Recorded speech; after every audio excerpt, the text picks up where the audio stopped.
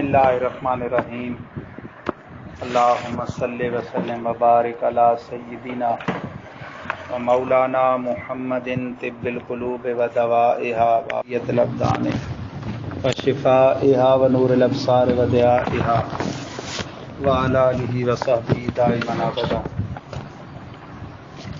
حضرات، مالا بدھا من ہو کا یہ 10واں لیکچر ہے اور کتاب الطہارت میں ہماری گفتگو کا عنوان ہے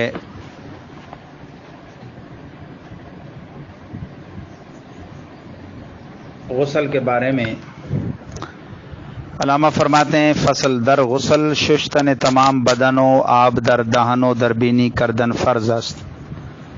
بیچ غسل کے دھونا تمام بدن کا اور پانی کا منہ میں کرنا اور ناک میں کرنا، یعنی کلی کرنا خوب مبالغہ کے ساتھ جبکہ روزے دار نہ ہو، اور کلی ناک میں پانی چڑھانا خوب مبالغے کے ساتھ جبکہ روزے دار نہ ہو۔ یعنی روزے میں بھی یہ چیز معاف نہیں ہے کہ آپ بے غسل نمازیں کیسے اپنی بچائیں گے۔ بعض جیسے جو علا کہتے ہیں بھئی کلی نہ کرے اور ناک میں پانی نہ چڑھائے، جب روزہ افطار کرے پھر یہ کر لے، تو پھر نمازیں دن کی آپ کی کہاں گئیں؟ طہارت تو حاصل ہی نہیں ہوئی۔ صرف مبالغہ نہ کرے، یعنی غرغرے خام خواہ بہت نہ کرے کہ پانی حلق میں اتر جائے، اور ناک میں پانی اوپر دماغ کی طرف نہ کھینچے۔ باقی تو جہاں تک ناک بے غسل کے لیے دھونا فرض ہے روزے دار کے علاوہ کے لیے، روزے دار کے لیے بھی وہاں تک دھونا فرض ہے، اور پورے منہ کی کلی جس طرح روزے دار کے علاوہ کے لیے فرض ہے، اس کے لیے بھی فرض ہے۔ غرغرہ تو ہے ہی نہیں نا، وہ تو ہم خود کرتے ہیں مبالغے کے طور پہ۔ تو یہ تینوں کام فرض ہیں غسل میں، صائم اور غیر صائم دونوں کے لیے۔ صرف صائم غرغرہ والا مبالغہ خام خواہ نہ کرے، اور ناک میں پانی میں ایسا مبالغہ نہ کرے کہ دماغ میں چلا جائے یا حلق میں اتر جائے۔ وہ سنت آست کے اول دست بشوید، پورا سنت طریقہ یہ ہے کہ سب سے پہلے ہاتھ دھوئے۔ وہ نجاست حقیقی از بدن پاک کنن، حقیقی نجاست زہر جو جسم پہ منی وغیرہ جو چیز لگی ہے اسے پاک کرے۔ پھر کیا کرے؟ پھر وضو کنن، پھر اس کے بعد وضو کرے جیسے عام وضو کرتے ہیں۔ لیکن اگر در جائے کہ آب غسل جمع می شود، لیکن اگر ایسی جگہ میں ہو کہ وہاں پانی ٹھہرتا ہے غسل کا، جمع ہو جاتا ہے، آگے بہتا نہیں چلا جاتا، جیسے آج کل غسل خانے ہیں ماشاءاللہ ایسے فرش ہوتے ہیں بھاگتا جاتا ہے پانی، اگر وہاں جمع ہوتا ہے نیچے پاؤں، پھر اسی میں ڈوبے رہتے ہیں جہاں غسل کر رہے، غسل می کند غسل کر لے، پائے بعد دے غسل بشویت، پاؤں کو بعد میں دھو لے۔ اس کی وجہ یہ ہے کہ جسم سے جو زہر نجاست بھی اتری تھی نا، وہ بھی اس پانی میں شامل ہے، تو وہ ناپاک ہوگا، پاؤں کو باہر نکل کے بعد میں دھو لے۔ ایسا نہیں ہے تو بے شک پورا وضو کر لے، پاؤں دھو لے۔ اور 6 بار تمام بدن بشویت، اور 3 بار تمام بدن سر کی چوٹی سے پاؤں کے ناخنوں تک اس طرح دھوئے کہ ایک بال برابر بھی خشک نہ رہے، یہ سنت ہے، اور 1 دفعہ اس طرح دھونا یہ فرض ہے۔ اور برزن رسانیدہ نے آپ در بیخ منہ ہائے بافتہ فرض است، عورت کے بال چونکہ گوندے ہوتے ہیں، چوٹیاں بنائی ہوتی ہے اس نے، گت جس کو کہتے ہیں، تو کہتے ہیں اوپر عورت کے پہنچانا پانی کا بالوں کی جڑوں میں، بیخ کہتے ہیں جڑ کو۔ کون سے بال؟ منہ آئے بافتہ، وہ جو اس نے بنے ہوئے آپس میں گت بنائی ہوئی ہے، فرض ہے۔ اب وہ کھولے بغیر بھی اگر پانی پہنچا سکتی ہے نا تو کھولنا فرض نہیں۔ مرد نے تو جوڑا باندھا ہوا ہے تو غسل جنابت میں کھولنا فرض ہے، کہ اس کے لیے باندھنا ہی جائز نہیں تھا۔ بس شگافتن منہ آئے بافتہ ضرور نیست، اور ان کا شگاف ڈالنا یعنی ان کو کھول لینا بال گندے ہوئے بالوں کا، یہ ضروری نہیں ہے۔ پانی پہنچانا ضرور ہے، پانی راستہ تو ڈھونڈ ہی لیتا ہے، اگر اس سے تسلی ہے جڑوں تک پہنچ جاتا ہے تو کھولے نہیں، لیکن جڑوں تک پانی پہنچانا فرض ہے۔ مرد اگر منہ سر داشتہ باشد شگافتن منہ و ششتن تماما اثرتا بن فرض است، اور مرد پر اگر اس نے بال بے وقوفی سے باندھے ہوئے ہیں، جس طرح مرد کر لیتے ہیں، بعض عورتیں بننے کا انہیں شوق ہوتا ہے، تو شگافتن منہ بالوں کا کھولنا و ششتن تماما، اور ان تمام کا دھونا، اثرتا بن بال کے سرے سے لے کر جڑ تک فرض ہے۔ اچھا، وہ کون سی چیزیں ہیں جو غسل کو لازم کرتی ہیں، جن کی وجہ سے غسل کرنا ہوتا ہے، ان چیزوں کا بیان۔ فصل موجبات غسل جمع است، ایک تو جمع ہے میاں بیوی کا ہم بستر ہونا، مرد کی شرمگاہ کا اگلا حصہ جو کاٹا جاتا ہے اس میں جب ختنہ کرنا ہوتا ہے، اس قدر داخل ہو گیا تو اگرچہ انزال نہ ہو دونوں پر غسل لازم کر دے گا. در قبل باشد یا در دبر، مرد یا زن، معاذ اللہ آگے سے ہو یا پیچھے سے، اپنی بیوی ہو یا کوئی اور عورت یا مرد، تو بالغ ہیں اگر فاعل اور مفعول دونوں، تو اتنا حصہ داخل ہونے سے ختنہ کٹنے والی جگہ، اسے حشفہ کہتے ہیں، تو یہ داخل ہونے سے دونوں پر غسل لازم ہو جائے گا. اگرچہ انزال نہ شود، اگرچہ انزال نہ ہو یعنی منی نہ اترے. دیگر انزال است و جہندگی و شہوت در بیداری یا در خواب و از خواب دیدن. اسی طرح دیگر یہ ہے کہ انزال ہو جانا کس کے ساتھ، مختلف انہوں نے چیزیں بتائیں، ان کے ساتھ اس انزال ہونے سے بھی غسل کیا ہوتا ہے، فرض. یعنی وہ چیزیں کہ جن کی وجہ سے غسل فرض ہوتا ہے ان کا ذکر ہو رہا ہے. تو اس میں بجہندگی، شہوت، خواب میں یا بیداری میں اطلام، یعنی کھیل کود کر رہے. بجہندگی کا معنی ہے کھیل کود، اور اسے انزال ہو گیا لیکن ساتھ شہوت بھی ہوئی ہے، اور شہوت خواہ وہ بیداری میں ہو یا خواب میں، یا خواب دیکھا اس نے کہ وہ کسی کے ساتھ جماع کرتے وغیرہ اور منی اتر گئی، اسے اطلام کہتے ہیں. ان صورتوں میں غسل فرض ہوگا. اور کھیل کود میں یا پیشاب کرتے ہوئے بیماری کی وجہ سے بعضوں کی منی رقیق ہو جاتی ہے تو بے شہوت بھی نکل جاتی ہے، اس پر غسل نہیں ہے، وضو ہے.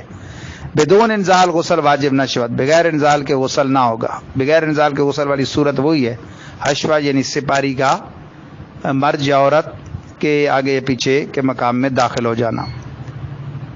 و دیگر حیض یا نفاس چون منقطع شود غسل واجب قدد. اور اسی طرح دیگر یہ بھی ہے کہ حیض، عورت کا ایام ماہواری ختم ہوئے، یا نفاس بچے کی ولادت کے بعد والا خون ختم ہوا تو غسل واجب ہے. اچھا یاد رکھیں یہ جو ماہواری ہے یہ اقل درجے میں کم از کم 3 دن اور 3 رات ہوتی ہے، زیادہ سے زیادہ 10 دن اور 10 رات. اس کے بیچ میں ہر عورت کی اپنی عادت ہے. 6 دن یا 7 دن گزرنے پر وہ پاک ہونے کا اسے غالب گمان ہو گیا، خون رک گیا، تو پھر فرض ہے کہ غسل کر کے نمازیں پڑھنا شروع کر دے. اور اس کا مرد ان دوران اسے ہم بستری نہیں کر سکتا، حرام ہے. حلال جان کے کرے گا کافر ہو جائے گا، اس پر نص قطعی ہے اس کی حرمت پہ. اور ویسے کرے گا تو گناہگار ہوگا، یعنی حلال تو نہیں جانتا لیکن حرام جان کے کر لیتا ہے تو گناہگار ہوگا. کبیرہ گناہ ہے، شدید اور میڈیکلی طور پہ انتہائی مضر ہے، بڑی سے بڑی بیماری لگا سکتا ہے. اگر 10 دن پورے کر کے پاک ہوئی تو پھر قبل غسل اس کا شوہر اس سے جماع کر سکتا ہے، البتہ نماز تو نہیں پڑھ سکتی، چاہے 10 دن پورے کر کے ہوئے یا عادت کے 6-7 دن پورے کر کے اس نے غسل جب تک نہیں کیا تو نماز نہیں پڑھ سکتی. لیکن جو عادت کے دن پورے کر کے پاک ہو جائے تو جب تک غسل نہ کر لے مرد اس کا جماع بھی نہیں کر سکتا. لیکن 10 دن پورے ہو گئے تو اس کے بعد چونکہ احتمال ہی نہیں ہے، اس کے بعد ہوتا ہی نہیں حیض جب تک کم از کم 15 دن نہ گزر جائیں. ہر 2 حیض کے درمیان کم از کم پاکی کے 15 دن ہے، زیادہ کی کوئی مدت نہیں. اور حیض کے اپنے کم از کم 3 دن اور زیادہ سے زیادہ 10 دن. البتہ نفاس جو ہے نا اس میں عورتیں 40 دن تک جناب اترتی نہیں چرپائی سے اور سمجھتی ہیں نماز معاف، یہ غلط سوچ ہے. بچے کی ولادت کے بعد جو خون آتا ہے اس کی کم از کم مدت کی کوئی حد نہیں ہے. ایسی صحت مند عورتیں بھی ہوتی ہیں ایک گھڑی کے بعد ختم ہو جاتا ہے، ٹھیک ٹھاک ہو جاتی ہیں. زیادہ سے زیادہ اس کی 40 دن ہے. 40 سے پہلے جب بھی رک گیا پاک ہو کر نماز شروع کرنا فرض ہے. مسئلہ آگے یہ انہوں نے بیان کر بھی دیا تھوڑا سا. یہ کہتے ہیں کل حیض سے روزہ کم از کم 3 دن ہے حیض کے، وکثر یہاں 10 روز اور 10 دن اکثر، وکثر نفاس 40 روزہ، اور اس کی کوئی اقل مدت ہے نہیں، زیادہ سے زیادہ 40 دن ہے. وکل آرا حد نیس، اس کی کوئی مقدار کم کی نہیں ہے. دری مدت بہر رنگ کے باشد سوائے سفیدی خالص خون نے حیض و نفاس انگاشتہ شود. حیض اور نفاس کی اس مدت میں جس رنگ کا بھی خون آئے وہ حیض و نفاس ہی شمار ہوگا سوائے خالص سفیدی کے. خالص سفیدی جیسے ساتھ وہ جاری ہے لیکوریا وغیرہ ایسی چیز تو وہ واضح ہے. باقی خون یہ نہیں کہ بھائی یہ کالا خون ہے، یہ سبز نیلا، یہ خون کے رنگ ہوتے ہیں حیض کے اور بھی سرخ کے علاوہ بھی، تو وہ حیض ہی ہے اور نفاس کا نفاس ہی ہے. وکل طور 15 روزہ اور 2 حیضوں کے درمیان کم از کم پاکی کے دن 15 ہیں، زیادہ کی کوئی مدت نہیں. وار عورت کی صحت پر ہے، بعضوں کو ہر مہینے آتا ہے، بعضوں کو 2 ماہ بعد، 6 ماہ بعد بھی آتا ہے. اور تقریباً 56 سال کی عمر کو جب عورت پہنچتی ہے ویسے نا امیدی کی عمر ہے، حیض منقطع ہو جاتا ہے، حمل بھی نہیں ٹھہرتا. پھر اور ویسے جو حمل والی عمر ہے اس میں بھی جب حمل ٹھہر جائے تو حیض منقطع ہو جاتا ہے عارضی طور پہ، یہ نشانی ہوتی ہے حمل ٹھہرنے کی۔ آنچیا 6 روز کم تر، اب جو 3 روز سے کم خون آئے اس کا نام پھر کیا ہوگا؟ حیض تو ہے نہیں وہ، اور بچے کی ولادت بھی نہیں ہوئی کہ ہم نفاس کہیں، تو وہ کیا کہلائے گا؟ کہتے ہیں آنچیا 6 روز کم تر وزدار روز زیادہ، وہ جو 3 دن سے کم ہو اور 10 روز سے زیادہ، در حیض دیدہ شود، حیض والے دنوں میں، یعنی بچہ کا تو نہیں جنا ہوا تھا، ویسے دن چل رہے تھے عورت کے تو حیض ہی آنا تھا، لیکن 3 دن سے کم خون آیا یا 10 دن سے زیادہ، وانچیا 40 روز زیادہ در نفاس، اسی طرح بچے کی ولادت کے دن گزار رہی تھی اور 40 روز سے زیادہ جو خون آیا، دیدہ شد خون استحاضہ باشد، اسے استحاضہ کا خون کہتے ہیں۔ جیسے نکسیر ہوتی ہے تو اس میں وہی حکم ہے کہ اگر اتنا وقت بھی وہ نہیں دیتا خون کہ ایک نماز کامل اپنا وضو کر کے پوری پڑھ لے، اس دوران وہ خون اس کا وضو توڑ دیتا ہے، تو وہ معذور شرعی ہے، ہر وقت کے اینڈ میں تازہ وضو کر کے وہ نماز پڑھ لے، پھر نئے وقت میں نیا وضو کرے۔ کہ مانے نماز روزہ نیس، یہ نماز روزہ سے ماننے نہیں ہے، جبکہ حیض و نفاس اس پر نماز روزہ کو حرام کر دیتے ہیں۔ ہاں روزے کی قضا ہے، نماز کی نہیں۔ آپ کہیں گے نماز کی اہمیت روزے سے زیادہ ہے، جی ہاں زیادہ ہے، لیکن روزے میں یہ ہے کہ اگر 10 دن بھی رمضان میں کسی کو حیض آ گیا، ٹھیک ہے نا جی، تو اس پر کتنی 10 روزے ہیں نا جی، سال میں قضا کا موقع ہے، یا نفاس کے دن جب پورے 30 دن وہ اسی میں گزر گئے تو 30 روزے 10 دنوں میں رکھنے اتنے مشکل نہیں۔ جبکہ اگر حیض ہر مہینے 10 دن آتا ہے کسی عورت کو پورے، ہر مہینے کی 50 نمازیں یہ، اور ویسے باقی 20 دنوں کی اپنی 20 دن ملیں گے اسے، اور ان کی اپنی بھی روز کی 5 نماز 100 نمازیں وہ ہیں، تو یہ دشواری ہے، اس لیے شریعت نے اس کی بعد میں بھی قضا نہیں رکھی نماز کی، اور اس کی رکھی ہے روزے کی۔ اگر زنے رہا حیض زیادہ عادت شود، اگر کسی عورت کو حیض اس کی عادت سے زیادہ آتا ہے، تا 10 روز مرض نہ گفتہ شود، تو 10 روز تک ہم یہ نہیں کہیں گے کہ بھئی مرض کا ہے وہ استحاضہ کا ہے، ہم کہیں گے عادت بدل گئی، پورے 10 دن ہو گئے، 6-7 دن آتا تھا نا تو اب 10 دن آ گیا، تو ہم کہ 10 دن حیض کی شمار کریں گے۔ اگر از 10 روز زیادہ شود اور 10 روز سے زیادہ ہوا، پس آنچی از عادت زیادہ باشد، تو اب یہ کریں گے کہ عادت والے وہ دن کوڈ کریں گے، 10 نہیں 6 یا 7 وہ کریں گے، باقی سارا استحاضہ کہلائے گا۔ یہ مسئلہ پھر سمجھیں، عادت تھی 6-7 دن کی، اب آیا 10 دن، تو ہم کہیں گے عادت بدل گئی، 10 دن ہو سکتے ہیں اس کے، 13 دن آیا 12 دن آیا تو ہم وہ 6-7 دن کے بعد والا سارا استحاضہ میں شمار کریں گے۔ ہاں استحاضہ وہ مبتدع رہا زیادہ از 10 روزہ استحاضہ گفتہ شود، اور جس کی ابتدا ہی اسی خون سے ہوئی، پہلی دفعہ آئی ہے بالغہ ہوئی ہے تو، اور 10 روز سے زیادہ آیا، سارا استحاضہ شمار ہوگا 10 روز سے اوپر۔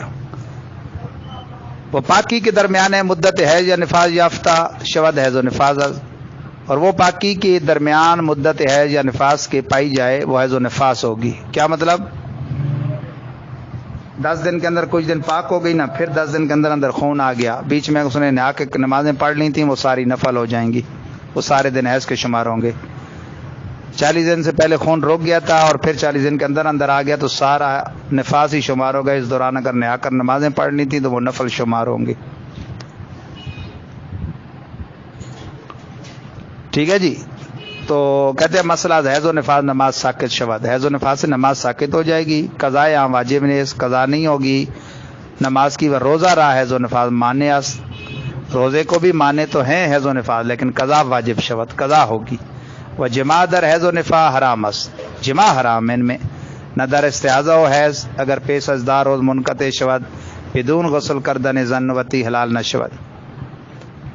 ہاں جی، یہ اگر 10 دن سے پہلے منقطع ہو گیا اور غسل نہیں کیا تو پھر وتی بھی حلال نہیں ہے، جس طرح نماز حلال نہیں، اور 10 دن پورے کر کے ہوا حیض تو پھر وتی کر سکتا ہے لیکن نماز نہیں پڑھ سکتی جب تک غسل نہ کر لے، مگر آن کے وقت نماز بگزرت و در انقطاع بعد دا روزہ روز بدون غسل ہم وتی جائز است، مگر اتنا ایک وقت گزر گیا نماز کا، اس مراد ہے غسل کر کے تکبیر تحریمہ کہہ سکتی ہو، اور در انقطاع بعد 10 روز کے بعد خون منقطع ہو، 10 روز کے بعد منقطع ہو یا منقطع تو عادت پر ہوا لیکن اس کے بعد اتنا ٹائم گزر گیا کہ غسل کر کے تکبیر تحریمہ کہہ سکتی تھی، تو اب مرد وتی کر سکتا ہے اس کے ساتھ، نماز نہیں پڑھ سکتے دونوں صورتوں میں جب تک غسل نہ کرے۔